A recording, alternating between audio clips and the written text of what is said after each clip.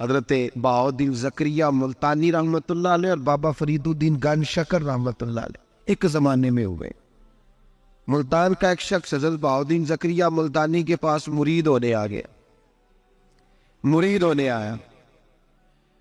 حضرت اس کو کونے میں لے گئے اور لے جا کے کہنے لگے تو ملتان کا رہنے والا ہے تو میں اپنے شہر والوں کے ساتھ دھوکہ نہیں کرتا، یہ میرے پاس لوگ مرید ہونے آئے ہیں، یہ کوئی کہیں سے آیا ہے کوئی کہیں سے آیا، تو میرے شہر کا ہے، میں کوئی پیر شیر نہیں، میں دکاندار ہوں، جیبیں ٹٹولتا ہوں لوگوں کی، میں دھوکہ دیتا ہوں، تجھے بچانا چاہتا ہوں، تو اس طرح کر کہیں اور چلا جا۔ اس نے کہا حضور مشورہ دے کہاں جاؤں؟ کہنے لگے پاک پتن میں چلا جا، فرید الدین بہت بڑا فقیر ہے۔ وہ شخص کہتا ہے گھوڑے پہ بیٹھا، میلوں کا سفر تھا، ملتان سے پاک پتن شریف پہنچا، بابا صاحب کی خدمت میں حضور مرید ہونا ہے، کہاں سے آئے ہو؟ کہا ملتان شریف سے۔ کہنے لگے وہاں فقر کا دریا بہ رہا تھا تو نہر کے پاس آ گیا ہے، فقر کا دریا بہ رہا تھا تو نہر کے پاس آ گیا ہے۔ اور رونے لگا، کہنے لگا بابا مجھے کیا پتا نہر کون سی ہے دریا کون سا ہے، وہ تیرے پاس بھیجتا ہے تو اس کے پاس بھیجتا ہے۔ میرے بھائی پرانے لوگوں کو تو اپنے اندر کوتاہی نظر آتی تھی، سامنے والے کے اندر خوبی دکھائی دیتی۔ میں بن کے بیٹھ گیا ہوں کہ میں ہی صحیح ہوں، بس میں ہی صحیح ہوں، اپنے زاویہ نگاہ سے سوچتے ہو، اپنا ہم نے طرز خیال بنا لیا، سوچ کی صفائی، سوچ کی پاکیزگی۔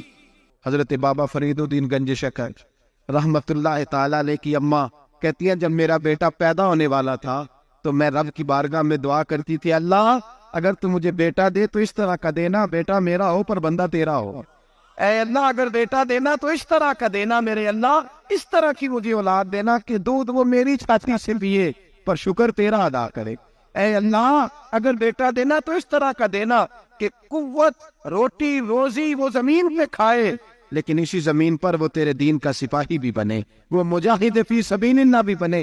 حضرت بابا صاحب کہتے ہیں مجھے شکر پسند تھی، اماں بڑے جتن کرتی ہے بیٹے کے لیے، بڑا کچھ کرتی ہے، اور بیٹے روٹی ٹائم پہ کھانا، اولاد کہتے ہیں مجھے شکر پسند تھی۔ میری اماں سردیوں کے ٹھنڈے موسم میں اٹھ کے میرے لیے پانی بھی گرم کرتی، مصلی بھی بچھاتی، اور پھر ایک پڑیا شکر کی بنا کے میرے مصلی کے نیچے بھی رکھتی، کہتی بیٹا نماز پڑھے تو اللہ شکر دیتا ہے۔ آپ فرماتے ہیں میں روز نماز کی 5 نمازوں کے وقت مصلی اٹھاتا تو پڑیا شکر کی ملتی، سکول اور مدرسے کے میں اپنے کلاس فیلوں کو بھی کہتا نماز پڑھو بڑی پیاری شکر ملتی ہے، کہتے ہیں میں روز شکر کھاتا۔ ایک سویرے فجر کی نماز میں اماں نے وضو تو کرایا، مصلی بھی بچھایا، پر دیہات کی وہ ساتھی بیوی جس کا سارا کام خلوص پر مبنی تھا، جو آکسفورڈ سے پڑھی ہوئی تو نہیں تھی لیکن آداب ممتا اسے سارے آتے تھے، جو کسی یونیورسٹی کی سند یافتہ تو نہیں تھی لیکن بیٹے کے ساتھ کس طرح کا رویہ اختیار کرنا ہے یہ سارا اسے پتا تھا، کہتے ہیں سادی اماں نے سارے کام کیے لیکن شکر رکھنا بھول گئی۔ بابا صاحب کہتے ہیں میں نماز پڑھنے لگا تو ماں نے یہ بھی بتایا تھا کہ نمازی کے آگے سے نہیں گزرتے، نمازی کے آگے نہیں ہوتے۔ اب اماں کہتی ہے میں مجبور ہوں، درس بھی میں نے دیا ہے بھول گئی ہوں، اب شکر رکھنے جاؤں گی تو پردہ کھل جائے گا۔ ایک کونے میں لگ کے ماں روئی، بیٹے کی شفا کے لیے نہیں، بیٹے کی نوکری کے لیے نہیں، بیٹے کے اچھے مستقبل کے لیے نہیں، ماں روئی آنسو بہے تو کہتی کیا ہے، اے اللہ میں اسے اپنے آگے جھکانے کو جتن تھوڑی کرتی تھی، تیرا بنانے کا جتن کرتی تھی، اے اللہ مہربانی فرما میری پردے داری کر، اگر راز کھل گیا تو میرا فرید نماز نہ چھوڑ جائے۔ بابا صاحب کہتے ہیں اماں تڑپتی رہی اور میں نے نماز پڑھ کے مصلی اٹھایا، پہلے پڑیا ہوتی تھی اب تو پورا دریا شکر کا بہ رہا ہے۔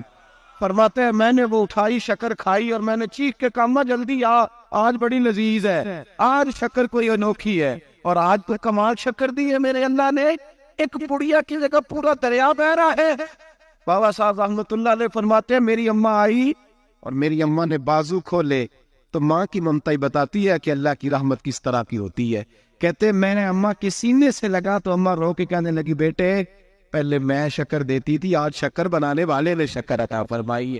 ساری زندگی پیشانی سے سجدے کا نور نہیں گیا، ساری زندگی وہ لذت عبادت نہیں گئی، اس لیے کہ استاد نے ڈنڈے سے نمازی نہیں بنایا تھا، اس لیے کہ پیر صاحب نے یہ کہا کہ نمازی نہیں بنایا تھا کہ نماز پڑھو گے تو روٹی میں برکت ہو جائے گی، اس لیے کہ علامہ صاحب کا وہ بات سن کے ہم نمازی نہیں بنے تھے کہ اس نماز میں بتایا جاتا ہے کہ بیماریاں ختم ہو جائیں گی نماز پڑھنے سے۔ اماں نے رب سے جوڑنے کے لیے نمازی بنایا تھا، ساری زندگی بابا صاحب کہتے رہے اٹھ فریدا ستیا چاڑو دے مسیح، چلو اٹھ فریدا ستیا چاڑو دے مسیح، او تو ستا ہے رب جاگدا تیری ڈاڈے نال پریت۔ ساری زندگی نماز کی ٹریننگ دینا، اپنے بچوں کو اپنے رب سے جوڑنا، اپنے بچوں کو اللہ کے ساتھ ان کا تعلق بنانا، ان کو رب والا بنانا، انہیں رسول پاک کا غلام بنانا، یہ ڈیوٹی ہے ماں باپ کی۔ ایک بہت بڑے محدث ہیں، اتنے بڑے محدث ہیں کہ میرے نبی کریم کی مسجد نبوی میں وہ حدیث کے استاد رہے، حضرت ربیعہ بن عبد الرحمن، نبی پاک کی مسجد نبوی میں حدیث کے استاد ہیں۔ اور حضرت حسن بصری جو جناب علی کے شاگرد ہیں، وہ بھی حضرت ربیعہ کے شاگرد ہوئے۔ حضرت امام مالک جو 70 سال تک مدینہ اور مکہ میں حدیث پڑھاتے رہے، وہ بھی حضرت ربیعہ کے شاگرد ہیں۔ ان کے والد کا نام تھا عبد الرحمن فروغ۔ تاریخ بغداد میں لکھا ہے کہ بنو امیہ کے دور میں تابعین کے زمانے میں جناب عبد الرحمن بن فروغ گھر سے چلے گئے۔ ایک روایت ہے بچہ چھوٹا تھا، ایک روایت ہے بچہ ابھی ماں کے پیٹ میں تھا، جہاد کرنے چلے گئے۔ اس دور میں یہ جہاد ہوتا تھا کہ ایک علاقہ فتح کیا تو مسلمان اگلے علاقے میں چلے گئے، اگلا فتح کیا تو اگلے علاقے، ایک کے بعد دوسرے لوگ پلٹ کے نہیں آتے تھے۔ حضرت عبد الرحمن گئے 30,000 دینار بیوی کو دے گئے، کہنے لگے سنبھال کے رکھنا، اور جہاد کرنے نکلے تو 27 سال تک گاڑی نہیں آئی، اور 27 سال کے بعد آئے تو حضرت ربیعہ محدث بن چکے ہیں، مسجد نبوی میں حدیث کے استاد ہیں، بیٹا بہت بڑا شیخ بن گیا۔ واپس آئے، ہاتھ میں نیزہ ہے، کالی داڑھی تھی ساری سفید ہو گئی، وجود بڑا تگڑا تھا، کمزوری آ گئی۔ آئے، نیزہ پکڑا ہوا ہے، گھوڑے پہ بیٹھے ہیں، مدینہ منورہ میں گھر ہے، دروازے پہ دستک دی، حضرت ربیعہ نے دروازہ کھولا، اندر داخل ہونے لگے تو کہنے لگے بابا تو کدھر گھستا آ رہا؟ کدھر؟ اس نے کہا تو پیچھے ہٹ، میرے مکان پہ کب سے قبضہ کر کے بیٹھا ہے۔ بات تیز ہونے لگی، آواز تھوڑی بزرگوں کی بلند ہونے لگی تو اندر سے زوجہ نے سن لیا اور دروازے کی اوٹ سے دیکھنے لگی تو پہچان گئی، کہنے لگی ربیعہ پیچھے ہٹ جا، یہ کوئی غیر نہیں ہے، تیرے والد گرامی ہے، یہ تیرے والد ہیں۔ اندر آئے، باپ بیٹا ملے، عصر کی نماز کا وقت ہو گیا، بڑا روئے۔ 27 سال کے بعد باپ لوٹا، 27 سال کے بعد بڑے روئے۔ نماز کا وقت ہوا تو حضرت ربیعہ جلدی سے وضو کیا، مسجد نبوی شریف چلے گئے۔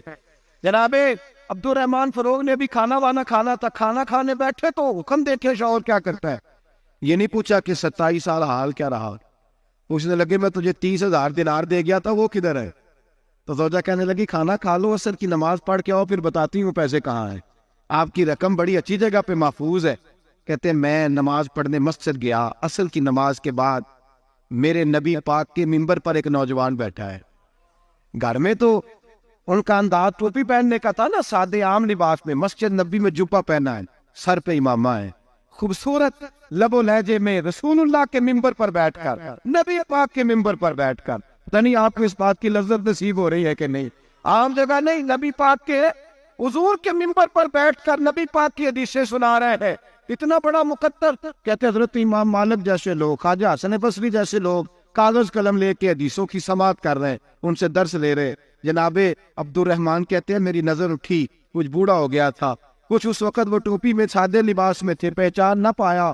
ایک شخص سے پوچھا یار ہے تو جوان پر اس کے چہرے کی نورانیت میرے دل کو بھا گئی ہے تو جوان پر اس کا حدیثیں بیان کرنے کا انداز میری طبیعت کو گھائل کر گیا، یہ کون ہے جو نبی پاک کی مسجد میں بیٹھ کے حدیثیں بیان کر رہا ہے؟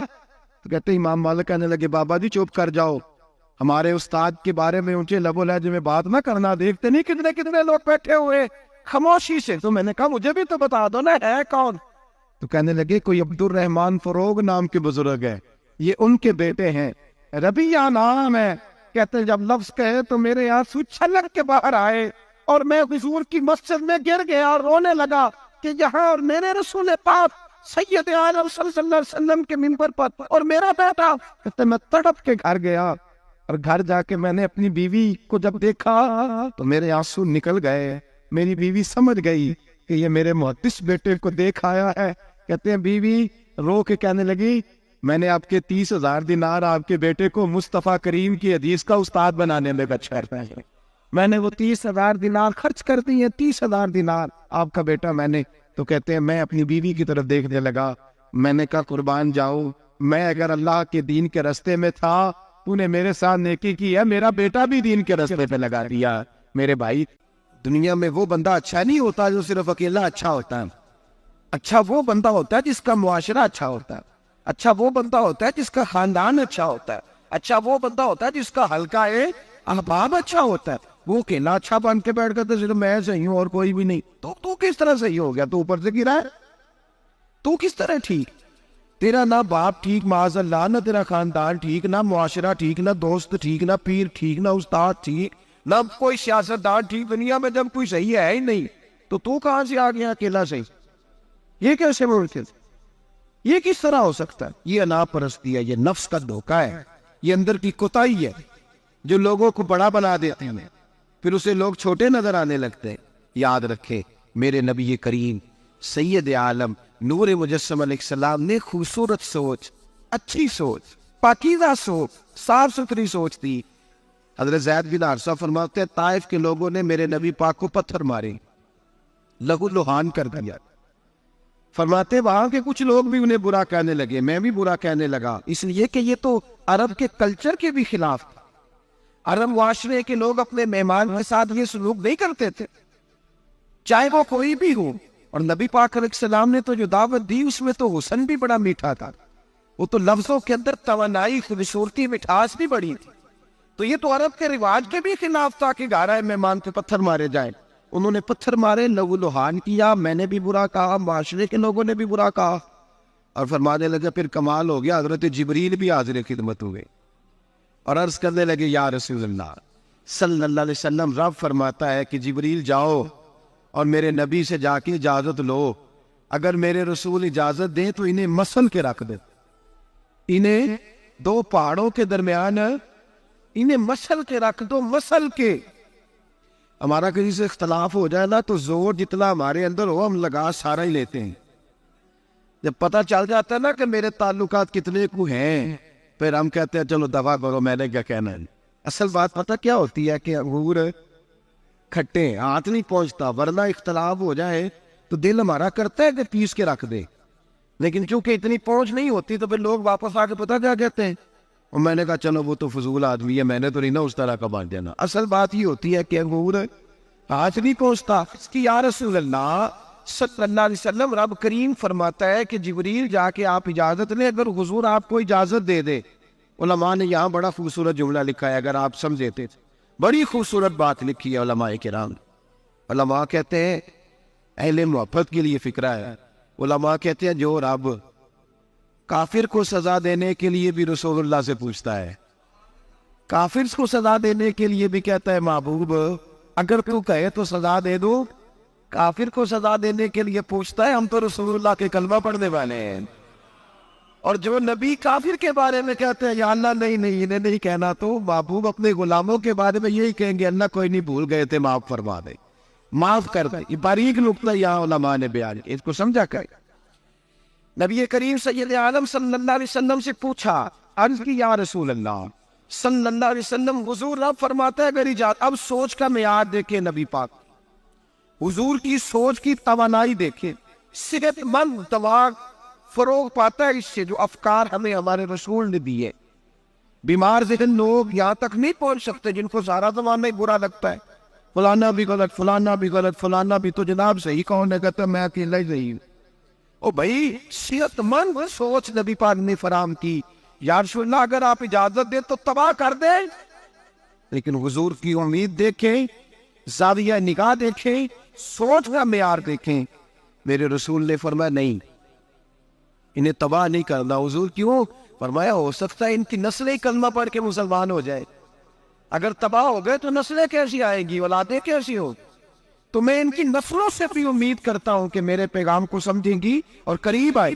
میرے بھائی یاد رکھیں اس بات کو، سمجھ لیں نبی پاک علیہ السلام نے ہمیں صحت مند سوچ دی ہے، ہمارے افکار و نظریات کو توانائی دی ہے. ہر وقت برا سوچنا، برا گمان کرنا اس ملک کا کچھ نہیں ہو سکتا، یہ فلاں نہیں ہو، کیوں نہیں ہو سکتا؟ اٹھ باندھ کمر کیوں ڈرتا ہے؟ تو دیکھ خدا کیا کرتا ہے. تو عمل کر اور رزلٹ اللہ تبارک و تعالیٰ پہ چھوڑ دے. سوچ صاف ستھری، نظریات پاک صاف، اچھے افکار پیدا کریں، اچھے خیالات پیدا کریں. حضرت سیدنا امام اعظم ابو حنیفہ رحمۃ اللہ تعالیٰ علیہ کے پاس ایک شخص نے آ کے کہا فلاں آدمی زانی ہے. فرمایا تجھے کیسے پتا چلا؟ اس نے کہا حضور آپ تو. فرمایا کس نے بتایا تھے؟ حضور میری بات تو سنے، جلال میں آ گئے. فرمایا تیری طاقت کیا ہے؟ تو نے دیکھا ہے اسے بدکاری کرتے ہیں؟ تو نے کسی عورت کے ساتھ اس کو تنہا پایا ہے ایسی حالت میں دیکھا ہے جس سے پتا چلے کہ گناہ کر رہا تھا؟ فلاں آدمی کہہ رہا تھا، فرمایا اگر میں چیف جسٹس ہوتا تو یہ لٹکا کے 80 کوڑے مارتا۔ ایک مسلمان کے بارے میں تو نے یہ بات کر دی، اور جو لفظ کہے وہ بڑے سمجھنے والے ہیں۔ فرمانے لگے تو نے رسول پاک علیہ السلام کا فرمان نہیں پڑھا؟ میرے نبی پاک نے فرمایا جس نے میرے مومن کو دکھ دیا اس نے تو مجھے دکھ دیا ہے۔ فرمایا تو میرے رسول کو تکلیف دیتا ہے مسلمان کا عیب بیان کر کے، تجھے خیال نہیں آتا؟ تو سمجھتا نہیں بات کو؟ من اذا مسلمن فقد اذانی، حضور نے فرمایا جس نے مسلمان کو تکلیف دی اس نے مجھے تکلیف دی ہے۔ لوگ عیب جوئی اور عیب گوئی کا فریضہ اور ڈھونکتے پھرتے ٹٹولتے پھرتے ہیں۔ اور بھائی مکھیاں دو قسم کی ہوتی ہیں، ایک شہد کی مکھی ہوتی ہے، جب بھی بیٹھتی ہے پھول پہ بیٹھتی ہے، اور جب اگلتی ہے پھر شہد ہی اگلتی ہے۔ ایک مکھی ہوتی ہے جو بیٹھتی بھی گند پہ ہے، اور جہاں بیٹھتی ہے وہاں گند ہی چھوڑ کے اٹھتی ہے۔ کردار ایسا اپنائے، اپنی سوچ کو تفکرات کو اس طرح کا بنائے کہ آپ کے ذہن اچھائی کو قبول کرے۔ آپ جب سامنے والے کو دیکھیں تو آپ کو اچھائیاں نظر آئیں، اچھائیاں، اور جب آپ بیان کریں تو پھر بھی آپ کی زبان سے اچھائیاں نکلیں، اچھائیاں نکلیں۔ ذہن سازی کریں، اپنے آپ کو سمجھائیں۔ تو کسی دانشور نے کہا، ایک شخص مجھے کہنے لگا لوگوں کے چہروں پہ گرد پڑ گئی ہے، فلاں کے چہرے پہ گرد تھی، فلاں کے چہرے پہ بھی گرد تھی، فلاں کے چہرے پہ بھی گرد تھی۔ اس نے مجھے کئی لوگ گنوائے تو میں ہنسنے لگا۔ کہنے لگا کیوں ہنستا ہے؟ کہتے میں نے اس کی اینک اتاری، ٹیشو پیپر کے ساتھ صاف کر دی۔ میں نے کہا بندوں کے چہرے ٹھیک ہے، تیری اینک پہ گرد پڑی ہوئی ہے، ادھر بھی تھوڑی توجہ کر لیتا تو اتنے لوگوں پہ الزام تو نہ لگاتا۔ حضرت میاں صاحب بول پڑے، کہنے لگے برا بندہ میں لپن ٹریا، جاگتے ملیا نہ کوئی۔ برا بندہ میں، میاں صاحب کی بات ہے میری آپ کی نہیں، سانو تے 70-16 بجے دیہڑی دا۔ میاں صاحب کہتے ہیں میں برا بندہ میں لپن ٹریا تے جاگتے تھا ہی کوئی نہیں کہ ملا ہی نہیں۔ کہتے مجھے نہیں ملا، مجھے نہیں، سمجھ لیں بات، بزرگوں کے افکار کو سمجھے۔ کہتے مجھے ملا اس لیے کہ میری سوچ ہی بڑی اچھی تھی، جو مجھے ملتا میں اس کے اندر اچھائیاں پیدا کر لیتا۔ مجھے نہیں ملا یہ نہیں کہ بندہ تھا نہیں، مجھے نہیں ملا اس لیے کہ میری سوچ ہی نہیں تھی۔ وہ ہے نا کہاں سے لاؤ جس میں لوگوں کے عیب نظر آئے۔ برے بندے نو میں لپن ٹریا تے جاگتے ملیا نہ کوئی، تے اپنے اندر چاہتی پائی تے میں تھوں برا نہ کوئی، اپنے اندر چاہتی پائی تے میں تھوں۔ مجھے سمجھ آئی من عرف نفسہ فقد عرف ربہ، من عرف نفسہ فقد عرف ربہ۔